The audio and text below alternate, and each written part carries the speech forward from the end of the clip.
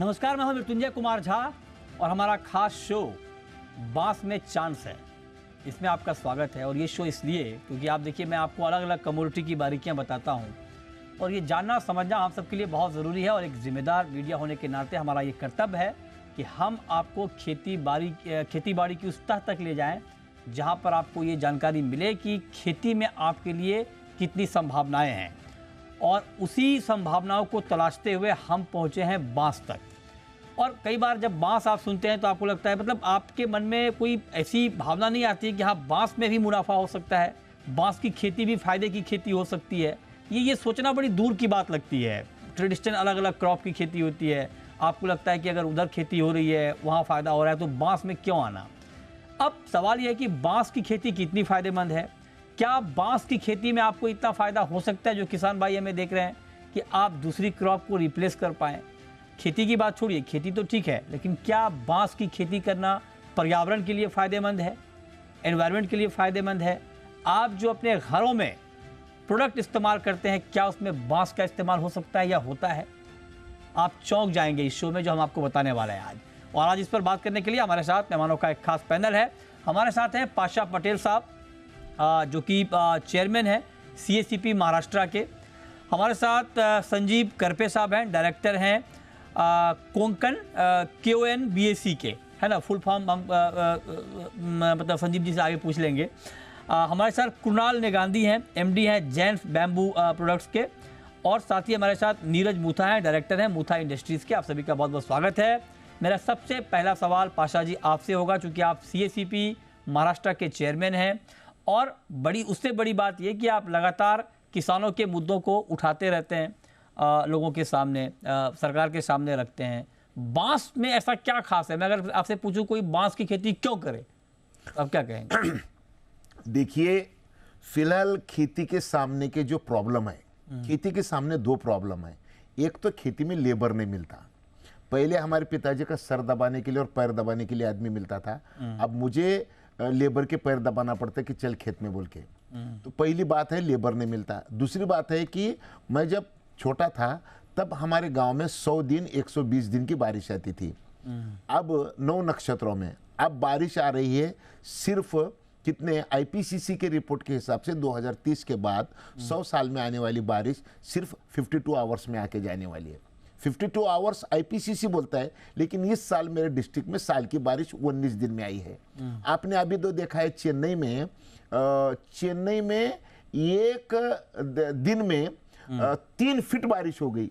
अब तक हम बारिश कैसे से गिनते थे, मिलीमीटर में और सेंटीमीटर में। अब मिलीमीटर गया, सेंटीमीटर गया, अब बात आ गई फीट पे, 3 फीट बारिश हो रही है। इसका मतलब खेती में ना आदमी मिल रहा है, ना बारिश समय पे आ रही है। ऐसे में क्या करना चाहिए? तो बगैर आदमी की और कम पानी पे आने वाली खेती बांस की खेती है, जो कम से कम लगाने के बाद 100 साल तक ये खेती चलती है। पहले 3 साल इसमें आमदनी नहीं आती, लेकिन चौथे साल से आमदनी आना शुरू होती है। कम से कम पूरा खर्चा जाते हुए 1 लाख रुपए साल को किसानों को मिलते हैं। इसलिए 2 चीज़ है कि हमको अगर सर्वाइव अगर होना है खेती में, तो खेती में हमको ये काम करना पड़ेगा। और ये काम करने के लिए सरकार भी आगे आई। अब सरकार क्या कर रही है? सरकार MREGS में 1 हेक्टर बांस लगाने वाले किसान को 7 लाख रुपए सब्सिडी दे रही है 1 हेक्टर को। उसके बाद अगर कोई किसान कहता है कि मैं 1 हेक्टर लगाने के लिए तैयार हूं, लेकिन मेरे पास पानी नहीं है, तो कुआं खोदने के लिए 4 लाख रुपए और सब्सिडी देती है। और हाँ, और फिर कोई किसान बोलेगा कि मेरे बावड़ी को कम पानी है, कुएं को कम पानी है, तो मुझे स्टोर टैंक चाहिए, 6 लाख रुपए स्टोर टैंक के लिए। अच्छा। यानी 1 हेक्टर में 17 लाख रुपए की सब्सिडी बांस लगाने के बाद किसानों को देने का निर्णय महाराष्ट्र शासन में हुआ है। 1 हेक्टेयर में 17 लाख रुपए। कमाल है सर। हाँ, तो फिर ये कि हमारे सामने समस्या तैयार हो गए। उस समस्या में रास्ता निकाल के किसानों को अगर जीने का अगर कोई रास्ता बताना चाहिए, तो इसलिए मुझे ये चीज लगी और ये इसलिए मैं आपके सामने बात कर रहा हूं। दूसरी बात ये है कि समझो एक आधी क्रॉप में लगाऊं तो खरीदेगा कौन भाई? सबसे बड़ा सवाल यह आता है कि लगाने वाले क्रॉप को लेने वाला कोई मिलेगा क्या? आप मेरी एक बात सुनिए कि बांस एक ऐसी चीज है जिससे कम से कम 18 से 2000 चीजें बनती है। अच्छा। आप सोचोगे खाने के लिए सब्जी चाहिए, बांस से बनती है। अचार, हाँ, अच्छा। सब्जी बांस से, अचार बांस से, मुरब्बा बांस से, राइस बांस से, राइस बनाने का बर्तन वो भी बांस का, कपड़ा भी बांस का, तेल में गाड़ी को तेल भी बांस का, गाड़ी भी बांस की, फ्लोरिंग भी बांस की, बिल्डिंग भी बांस की, कपड़े भी बांस के, बांसुरी भी बांस की। यानी आप परेशान हो जाओगे। इतनी जैसे कि प्लास्टिक को आपको पर्याय चाहिए, क्या है? बांस है। आपको कोयले को पर्याय चाहिए, क्या है? बांस है। आपको डीजल पेट्रोल को पर्याय चाहिए, क्या है? बांस है। अरे आप जो भी स्टील को क्या पर्याय है? बांस है। एल्यूमिनियम को क्या पर्याय है? बांस है। कपास को क्या पर्याय है? बांस है। यानी आप जहां तक तुम्हारी नजर जाती है वो वहां तक बांस ही बांस है। आपको हर चीज में बांस उपयोगिता सिद्ध होगा। इसलिए मेरे देश का किसान, अगर आधा देश भी अगर बांस लगाएगा ना, तो भी बांस की कीमत कम नहीं होगी। इतनी डिमांड बांस में है। कमाल है सर, ये जो बांस की खूबियां आपने बताई है, मतलब सुन के मैं चौंक गया कि क्या, मैं तो बांस का एक ट्रेडिशनल यूज ही समझता था। मतलब हमारे यहाँ, मतलब मैं बिहार से हूँ और बिहार में बांस की खेती होती है, लेकिन खेती नहीं होती है। मतलब लोग ऐसे लगा लेते हैं घर के इस्तेमाल के लिए, पर त्योहार में या किसी और चीज़ में अगर बांस का इस्तेमाल हो तो उसके लिए लगाते हैं। खेती के मकसद से नहीं लगाते हैं कोई बांस, है ना, वो पड़ा रहता है। अब लेकिन आप जरा हमें ये बताइए, संजीव जी, आप डायरेक्टर हैं Konkan bamboo and cane development centre के। आप जरा बताइए कि किसानों को कैसे ये बताया जाए, क्योंकि आप, मुझे ये पता चला कि आप जो है बड़ा शिद्दत से काम कर रहे हैं फार्मर के बीच में, उनको प्रोत्साहित कर रहे हैं कि आप बांस की खेती करें। किसानों को कैसे समझाया जाए कि जो आप ट्रेडिशनल खेती कर रहे हैं उसको छोड़कर आप बांस करेंगे तो आपको फ़ायदा होगा? 2004 से महाराष्ट्र के सिंधुदुर्ग डिस्ट्रिक्ट में हमने बांस में काम करना शुरू किया। और सबसे पहली चीज़ हमने ये की कि वहाँ के जो किसान थे, जो टिपिकली अल्फांसो मैंगो और कैशू ये हॉर्टिकल्चर क्रॉप लेते थे, इनको हमने बाम्बू का ऑप्शन बताया, उनको ट्रेन किया कि बेटर फार्मिंग प्रैक्टिसेस अडेप्ट करते हुए सिलेक्टेड बांस के स्पीशीज़ की खेती करना। और मुझे बताने में खुशी है कि अभी पिछले 20 साल में सिंधुदुर्ग डिस्ट्रिक्ट, जो महाराष्ट्र का सबसे स्मॉलेस्ट डिस्ट्रिक्ट है, उस डिस्ट्रिक्ट में 10,000 से ज़्यादा किसान बांस की खेती करते हैं। प्रॉपर खेती कर। पहले क्या करते थे खेती? वो पहले उनका खेती था इधर अल्फांसो मैंगो और कैशू।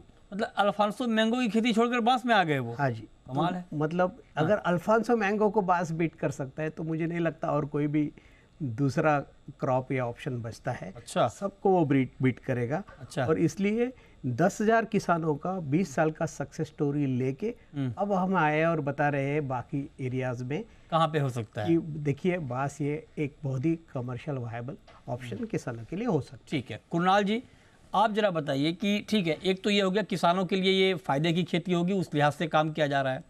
दूसरी बात है पर्यावरण को लेकर, जो बात शुरुआत में पाशा जी ने कही, चेन्नई का एग्जाम्पल दिया और बाकी किस तरह से पर्यावरण के साथ जिस तरह से खिलवाड़ हो रहा है उसका परिणाम हम भुगत रहे हैं।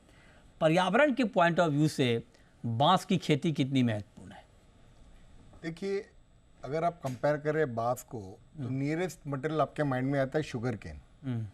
और हम डायरेक्ट कंपैरिजन करें ये दो चीज़ में, तो शुगर केन को जो पानी लगता है सस्टेन होने के लिए, उसका 1/10 पानी लगता है बांस को। तो कभी कभी ये माना जाता है कि जब आप शुगर एक्सपोर्ट करते हो तो आप एक्चुअली यहाँ का पानी एक्सपोर्ट कर रहे हो, क्योंकि बहुत ही वाटर इंटेंसिव है। दूसरा क्या होता है, बांस में उसके जो लीफ होते हैं वो जब जमीन पे गिरते हैं तो बायोमास जनरेशन होता है, और यही बायोमास एक माइक्रोबायोलॉजिकल एक्शन के लिए काम आता है। अच्छा। तो एक कंटेमिनेटेड साइट को ब्राउनफील्ड डेवलपमेंट जिसको कहते हैं, उसको ब्राउनफील्ड से लेके अगर आपको कन्वर्जन करना है तो वन ऑफ द ऑप्शंस माना जाता है कि आप बांस लगाइए। ग्रास है और वो बिकॉज ऑफ द बायोमास जो जनरेट होता है उससे कन्वर्जन होता है। अच्छा। बट ये डेफिनेटली है कि ये कंट्रोल्ड कंडीशंस में जब आप इस टाइप का प्लांटेशन करते हैं तो डेफिनेटली उसके जो उपयोग होते हैं उस उपयोग के कारण बहुत ही पर्यावरण के लिए बेनिफिशियल हो सकता है। बट हम जब फॉरेस्ट्री का माइंड देखते हैं तो डेफिनेटली एग्रो फॉरेस्ट्री मॉडल ये सबसे ज़्यादा पर्यावरण के लिए हित में रहता है, हित में है ऐसा माना जाता है। ओके, ठीक है। अब नीरज जी, आप जरा बताइए कि बांस के अलग अलग इस्तेमाल है, इस पर हम बात करेंगे। फ्यूल में इस्तेमाल है, है ना। कोल में जैसा कि आपने कहा कि इस्तेमाल होता है, इथेनॉल बांस से बनाया जाता है। बैम्बू वुड की बड़ी चर्चा होती है कि भाई अलग अलग जगहों पर फ्लोरिंग हो रही है। अगर आपको अपने घर को कूल रखना, कूल एंड काम रखना है तो आप जो है बैम्बू का फर्नीचर इस्तेमाल करें, फ्लोरिंग करा लें, मतलब अलग अलग। आप ज़रा बताइए कि उस दिशा में कितना काम हुआ है इंडिया में। बैम्बू वुड का मार्केट कितना बड़ा मार्केट है, वहाँ पर कितना पोटेंशियल है? सर आपने बहुत सही कहा, बैम्बू के कई सारे पॉसिबिलिटीज़ है। उसमें से एक पॉसिबिलिटी है बैम्बू वुड, जो हम अगरतला हमारी मैन्युफैक्चरिंग यूनिट है जहाँ पे हम बैम्बू वुड बनाते हैं। बैम्बू वुड एक इको फ्रेंडली सब्स्टिट्यूट है हार्डवुड के लिए। तो जो भी आप हार्डवुड से बनाने का सोच सकते हो सब बैम्बू वुड से बनता है। जैसे फ्लोरिंग हो गई, वॉल के लिए वॉल पैनलिंग्स हो गई, फर्नीचर हो गया, सीलिंग के लिए टाइल्स हो गई, बैफल्स हो गए, ये सब बैम्बू वुड से बन सकते हैं। अभी फ़िलहाल हमने जो नया पार्लियामेंट बना वहाँ पे भी हमने हमारी बैम्बू वुड फ्लोरिंग सप्लाई की है और सारे कमरों में। और सेंट्रल विस्टा प्रोजेक्ट्स में बहुत एक्सटेंसिवली बैम्बू वुड का यूज़ हुआ है। तो जब भी जो आर्किटेक्ट्स हुए, इंटीरियर डिज़ाइनर्स हुए, सोचते हैं वुड का इस्तेमाल करने को, उनके लिए एक इको फ्रेंडली ऑप्शन है अभी बैम्बू वुड में। ओके, ठीक है। तो ये अलग अलग यूजेस हैं। अब मैं आता हूँ दूसरे चरण में। फर्स्ट राउंड में ये बातें हो गई कि बम्बू का कैसे कैसे यूज हो रहा है। अब पाशा जी आप हमें बताइए, क्योंकि ये बात सिर्फ महाराष्ट्र की नहीं है, ये मनरेगा के तहत ये फंड दिया जा रहा है, राइट? ये देश के बाकी हिस्सों में मिल सकता है सर? मिल सकता है? देखिए, कानून बनाने वाले बनाते हैं, लेकिन कानून का इस्तेमाल लोगों के लिए करना ये कुर्सी पे बैठने वाला ऑफिसर कर सकता है। हमारे महाराष्ट्र के मुख्यमंत्री एकनाथ शिंदे साहब, हमारे देवेंद्र फडणवीस साहब, अजय दादा पवार साहब, इन सारे नेताओं ने ये चीज धरती पे कैसे लाना और ये किसानों को कैसे फायदा लाना, इसके लिए मुख्यमंत्री जी ने मुझे कहा कि आप ईजीएस में काम करो। मुझे कमेटी पे उन्होंने अपॉइंट किया। जब हम उस कमेटी में बैठ के देखे तो ये हम पहले 120 रुपये एक पौधा लगाने के लिए किसानों को मिलते थे। हमने सोचा कि इसमें और कुछ कर सकते हैं, हम 650 रुपये हम देने को शुरू किए। मैं ये कहना चाहता हूं कि अगर समझो महाराष्ट्र के मुख्यमंत्री के वजह से अगर यहाँ पे ऐसी चीज होती है तो देश के सारे मुख्यमंत्रियों ने भी ये चीज को सोचना चाहिए ना। मतलब वहाँ हो सकता है, मतलब बिल्कुल हो सकता है। सिर्फ ये महाराष्ट्र नहीं है, पूरे देश में हो सकता है। अच्छा, ठीक है। एक ही कानून है, एक ही कानून है, एक ही कानून है, मतलब वहाँ भी हो सकता है। सिर्फ और ये मनरेगा के तहत है तो पूरे देश पे लागू है। देश का एक ही कानून है पूरे देश अच्छा, में। सिर्फ वहाँ का सीएम अगर, वहाँ का राज्य सरकार अगर चाह ले, बिल्कुल बिल्कुल वो कर सकता है, ठीक है। अब जरा ये बताइए कि बांस की खेती कैसे होती है, मतलब इसका तरीका जरा बताइए। जो फार्मर हमें देख रहे हैं इस वक्त, जी बिजनेस देश का नंबर 1 बिजनेस चैनल है सर, है ना। 75% से ज्यादा मार्केट शेयर है हमारा। बिल्कुल। तो हमारी जिम्मेदारी बनती है कि हम फार्मर को ये बताएं कि अगर आप बांस की खेती करना चाहते हैं तो क्या प्रोसेस है, ये डिटेल जरा बताइए शुरू से अंत तक का। देखिए, मैं दो चीजों पे बताऊंगा, बांस लगाने का ही बताऊंगा और बांस में एनवायरनमेंट में आपने जो अभी कहा था उसके ऊपर भी मैं दो शब्द बोलूंगा। बांस अगर लगाना है तो बांस लगाने के बाद 3 साल उसकी कटिंग नहीं कर सकते हम। अच्छा, चौथे साल वो कटिंग करना शुरू होता है। एक बार कटिंग करना शुरू किया तो फिर 4 साल के बाद हर साल 100 साल कटिंग कर सकते 100 साल तक। 100 साल तक। और नर्सरी से कहाँ मिलेगा अगर कोई लगाना चाहे खेत में, कैसे लगाना चाहता है तो हमारी नर्सरी है और कोई महाराष्ट्र में 3 नर्सरियां हैं, उसमें मेरी भी एक नर्सरी है। नहीं, लेकिन मान लीजिए यहाँ पे कोई सिंधुदुर्ग में बैठा है, बिल्कुल, या कोई लातूर में बैठा है, कोई यहाँ से और 200 किलोमीटर नागपुर में बैठा है, बिल्कुल बिल्कुल, तो वो आसपास अगर नर्सरी नहीं है तो कहाँ से लाएगा फिर? नहीं, देखिए आजकल इतना ट्रांसपोर्टिंग इतना आसान हो गया है कि मैं तो दुनिया के किसी भी गाँव में आपके पौधे पहुंचा सकता हूं। लेकिन नहीं, अगर मान लीजिए कोई 2 हेक्टेयर में ही कर रहा है तो कैसे देंगे आप? वायबल होगा पहुंचाना? मैं क्या बोल रहा हूँ, 100 पौधे भी अगर देश में किसी ने अगर मंगाता है तो आप अपन गांव को पहुंचा सकते हैं। इसमें कोई चिंता करने की बात नहीं। कहीं भी बिहार में भी मैं बिल्कुल आपके गांव को भी हम भेजेंगे, चिंता मत कीजिए। बात ऐसी है कि लगाने का जो तरीका है ना, सही तरीका ऐसा है कि 5 बाय 5 मीटर 2 पौधों में का डिस्टेंस 5 मीटर रहना चाहिए और 2 लाइन में का भी डिस्टेंस 5 मीटर रहना चाहिए। सही साइंटिफिक। लेकिन हम सजेस्ट क्या करते हैं, 4 by 4 metre by 4 metre. 4 by 4 क्यों करते हैं हम? तो उसे 1111 पौधे 1 हेक्टेयर में बैठते हैं। अच्छा, और जितने पौधे ज्यादा बैठेंगे उतने किसान को पैसे ज्यादा मिलेंगे, इसलिए हम 4 बाय 4 के करते हैं। अच्छा, सरकार बोलती है कि 5 बाय 5, 4 बाय 4, 3 बाय 3। हम 3 बाय 3 को भी रेफर नहीं कर सकते, हम 5 बाय 5 को भी नहीं कर सकते। जिसको सब्सिडी नहीं लेना है हाँ। उसने 5x5 पे ही लगाना चाहिए। अच्छा। और जिसको सब्सिडी लेना है उसने 4x4 को लगाना चाहिए। अच्छा। और एक बार लगाएंगे तो वो 100 साल तक। अच्छा, रख रखाव सर ज्यादा परेशानी वाला काम है या इजी है? मतलब देखिए, फसल रख गिरने के बाद। रखाव के बारे में ना इसको अंदर हल चलाने का है, ना इसको कोई आदमी अंदर का काम करना है, कुछ नहीं। एक बार लगाना और सिर्फ कटिंग को जाना, सिर्फ एक काम कर सकते, तुमको इसको पानी देना पड़ेगा। जैसा कि आपने एक बताया कि शुगर केन, अगर 1 हेक्टर शुगर केन अगर हम लगाएंगे तो 1 हेक्टर शुगर केन को 2 करोड़ लीटर पानी लगता है और बांस को 20 लाख लीटर लगता है। 2 करोड़ लीटर शुगर केन को, 20 लाख लीटर बांस को। अच्छा। लेकिन दोनों का अगर इनकम अगर देखोगे तो 1 टन अगर शुगर केन हम कृषि अगर करेंगे तो 80 लीटर इथेनॉल निकलता है।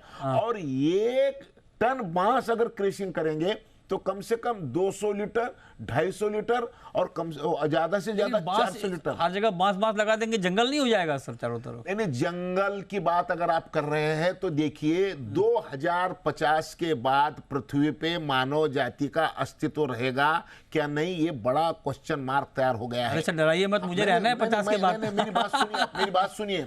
देखिए, हवा में का जो कार्बन का प्रमाण है 350 ppm अगर कार्बन रहेगा तो पृथ्वी पे जीव जंतु सुरक्षित रहेंगे। अब हमारा कार्बन परसेंटेज हो गया है 422 ppm। अच्छा। और पृथ्वी पे विनाश कब आने वाला है? 450 ppm पे। अब 422 हो गया है और 450 होना है, यानी 28 ppm रहा है। और आईपीसीसी बोलते हैं कि 2050 के बाद मुंबई पानी में डूबने वाली है, यानी सिर्फ 28 साल रह चुके हैं और 28 ppm रह गया है। अब ये 28 ppm अगर नहीं बढ़ना है, 28 साल के बाद हमको अगर समंदर में डूब के नहीं मरना है, तो एक बात याद रखिए, हमको एक चीज करना जरूरी है। वो ये है कि हवा में का टेम्परेचर और कार्बन कम करना पड़ेगा। अच्छा। सारी दुनिया बोल रही है कि डीजल मत जलाओ, पेट्रोल मत जलाओ और कोयला मत जलाओ। डीजल, कोयला और पेट्रोल जलाना अगर बंद नहीं करेंगे तो हम जीवित नहीं रहेंगे। और दूसरा, पौधे नहीं लगाएंगे तो हम जीवित नहीं रहेंगे। मैं आपको सिर्फ एक लाइन में बताना चाहता हूं कि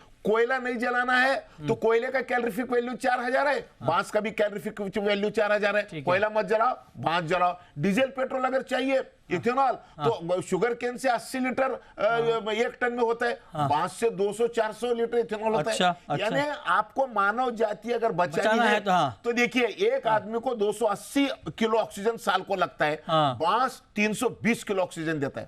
यानी एनवायरमेंट बचाने का, मानव जात को बचाने का, पृथ्वी पे मानव जात जीवित अगर रखनी है तो हम क्लाइमेट चेंज की ही बात करना पड़ेगा। और इसलिए हम 9 जनवरी को वाईबी सेंटर मुंबई में हम देश और दुनिया के 50 बुद्धिजीवी लोगों को इकट्ठा किए हैं। हमारे पास हमारे महाराष्ट्र के गवर्नर वो प्रोग्राम को आ रहे हैं 9 तारीख के, हमारे सीएम साहब एकनाथ शिंदे साहब आ रहे हैं, हमारे देवेंद्र फडणवीस साहब आ रहे हैं और हमारे अजित पवार साहब आ रहे हैं, नितिन गडकरी साहब आ रहे हैं और सारे केंद्र के और राज्य के सेक्रेटरी भी आ रहे हैं और 50 बुद्धिजीवी लोग आके हम ये सोच रहे हैं कि क्या करने से पृथ्वी पे मानव जाति जीवित रहेगी। इससे सबसे बड़ा काम। ठीक बात है, बिल्कुल। ये जो आपने कहा और ये जो आपने डराया है भी कि मतलब डराया नहीं, मैंने सही बात बताई। सही बात बताई, पीपीएम बढ़ जाएगा। इससे पहले कि पीपीएम बढ़े, अब मेरा सवाल संजीव जी आपसे जरा संक्षेप में बताइए डिटेल में कि बांस के यूजेज क्या है, कहाँ का है, क्योंकि लोग ट्रेडिशनल इस्तेमाल ही समझते हैं।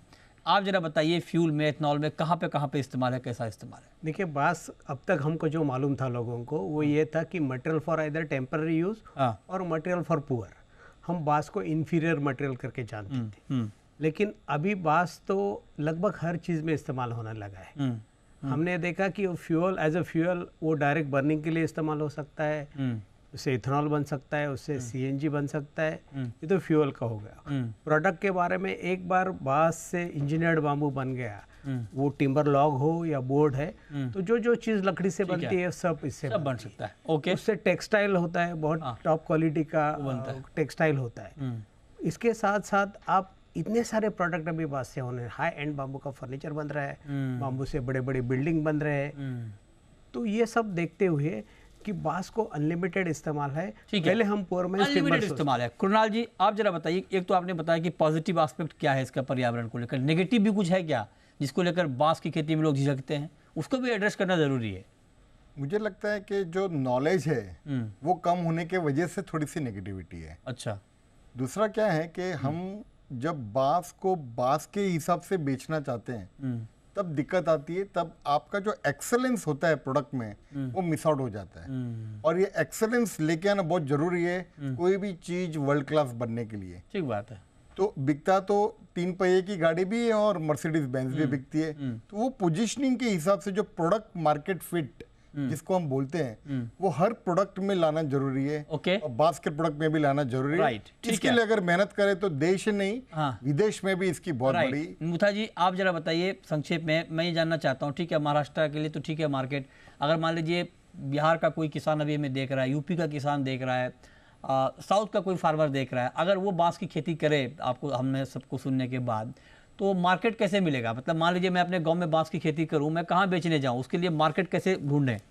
सर इसके लिए सबसे मेन है इंडस्ट्री आना। जहाँ पे भी बांस की खेती हो वहाँ पे इंडस्ट्रीज आना। और जैसे साहब कर रहे हैं, पाशा साहब कर रहे हैं, पहले सबसे पहले कॉन्सेंट्रेट एज ए इंडस्ट्री भी बैम्बू प्लांटेशन पे होना चाहिए। तो साहब जैसे पहले प्लांटेशन करेंगे, जो बैम्बू हार्वेस्ट होता है वो मेच्योरिटी के बाद होता है 3-4 साल के। तो 3-4 अभी जैसे प्लांटेशन होना शुरू हुआ है, प्लांटेशन ड्राइव, तो 3-4 साल के बाद यहाँ पे इंडस्ट्री के लिए रॉ मटेरियल अवेलेबल होगा। और एक बार रॉ मटेरियल अवेलेबल होगा तो industry will always be there to take bamboo from the farmers. Okay, ठीक है। पाशा जी एक बार बताइए सर, मतलब मार्केट डेवलप करने में राज्य सरकारों की क्या भूमिका हो सकती है? क्योंकि जब तक राज्य सरकार, जैसे अभी नीरज कह रहे हैं कि इंडस्ट्री डेवलप करना पड़ेगा, तो इंडस्ट्री डेवलप करने के लिए ज़रूरी है कि सरकार आगे आए। तो जैसे महाराष्ट्र सरकार ने भी टास्क फोर्स बनाया है ना, क्या ये ठीक मैकेनिज्म है सीरियसनेस दिखाने का और मार्केट डेवलप करने का, ताकि कोई खेती करे तो ऐसा ना हो कि उनका कोई अनसोल्ड रह जाए फसल, खेती करे तुरंत मार्केट तैयार हो उनके लिए?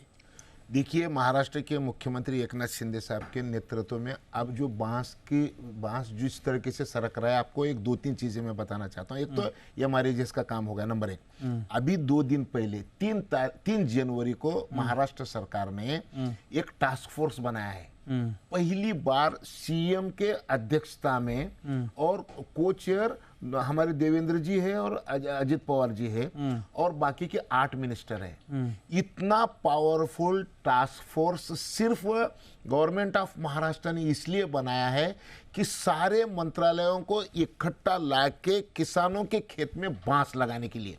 अब आपको दूसरी एक और बात बताना चाहता हूं मैं कि हमारे इंडस्ट्री के जो ये मिनिस्टर है उदय सावंत जी, उन्होंने मुझे ये कहा कि 1 महीने में मुझे इंडस्ट्रियल पॉलिसी लाना है जी। और पॉलिसी भी कैसे लाएंगे? राइट। कम से कम 1 करोड़ से 500 करोड़ रुपए तक इंडस्ट्री को हम सब्सिडी देंगे इस तरीके से। तो इतनी बड़ी इंडस्ट्री, जैसे कि आप सोचोगे कि फाइबर बनाना है हमको, कपड़े बनाने हैं मुझे अगर बांस से, तो बांस से फाइबर बनाने के लिए कम से कम 400 करोड़ रुपए की इन्वेस्टमेंट है। ठीक है। तो अगर इतनी बड़ी इन्वेस्टमेंट के लिए अगर सरकार अगर सपोर्ट करने के लिए तैयार होगी तो मतलब आप ये कह रहे हैं कि बाकी राज्य सरकारों को भी इस तरह का इनिशिएटिव लेना चाहिए। बिल्कुल। अगर आप बैम्बू फार्मिंग को बढ़ाते हैं तो किसानों का फायदा तो है ही, पर्यावरण का फायदा, और एक नया मार्केट डेवलप होगा, एक नया द्वार खुलेगा। बहुत शुक्रिया पाशा जी आपका, संजीव जी आपका, कृणाल जी आपका और नीरज जी आपका हमारे साथ खास चर्चा में जुड़ने के लिए और बताने के लिए कि बांस की खेती कितनी फायदेमंद है, मतलब बांस में कितना चांस है,